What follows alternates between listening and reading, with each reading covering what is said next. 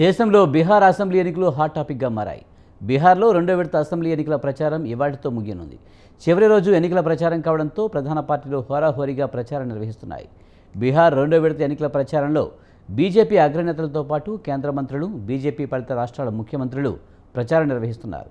RJD, Congress, CPM సహా పార్టీలు ప్రచారంలో దూసుకువెళ్తున్నాయి. రెండో విడతలో 122 అసెంబ్లీ స్థానాలకు ఎన్నికల పోలింగ్ జరగనుంది. ఇప్పటికే 121 స్థానాలకు పోలింగ్ ముగిసింది. 14వ తేదీన ఎన్నికల ఫలితాలు వెలువడనున్నాయి. ఎన్నికల సంఘం ప్రధాన అధికారి జ్ఞానేష్ కుమార్, ఎన్నికల కమిషనర్లు వివేక్ జోషి, ఎస్ఎస్ సంధు ఎన్నికలను పర్యవేక్షిస్తున్నారు.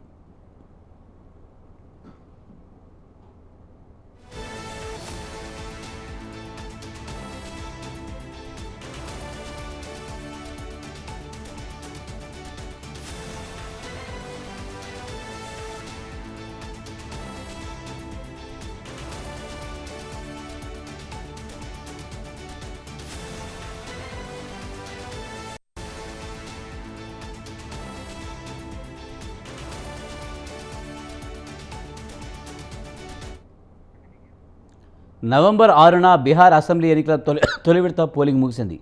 మొదటి దశలో భాగంగా 18 జిల్లాల్లో 121 నియోజకవర్గాల్లో పోలింగ్ జరిగింది.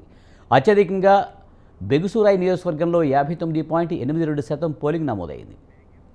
తొలి విడత బీహార్లోని 18 జిల్లాల్లో 121 నియోజకవర్గాల్లో 1314 మంది అభ్యర్థుల భవితవ్యాన్ని పరీక్షించుకుంటున్నారు. పాట్నా, దర్భంగా, మాదేపురా, సహార్సా, ముజఫర్పూర్, గోపాల్గంజ్, సివాన్, సరన్, వైశాలి, సమస్తీపూర్, బెగుసరాయ్ తదితర నియోజకవర్గాల్లో మొదటి దశలో ఓటింగ్ జరిగింది. దాదాపు 3.75 కోట్ల మంది ఓటర్లు తమ ఓటు హక్కును వినియోగించుకుంటున్నారు.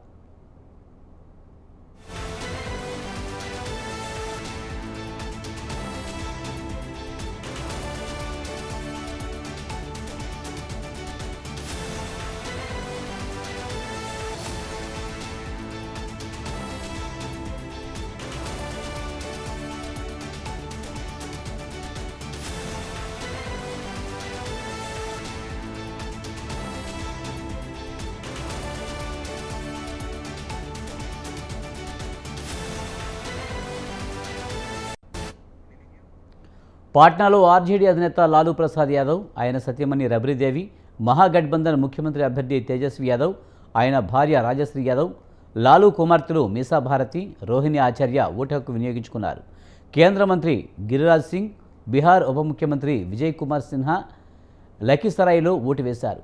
మరో కేంద్ర మంత్రి రాజీవ్ రంజన్ సింగ్ పాట్నాలో ఓటు వేశారు.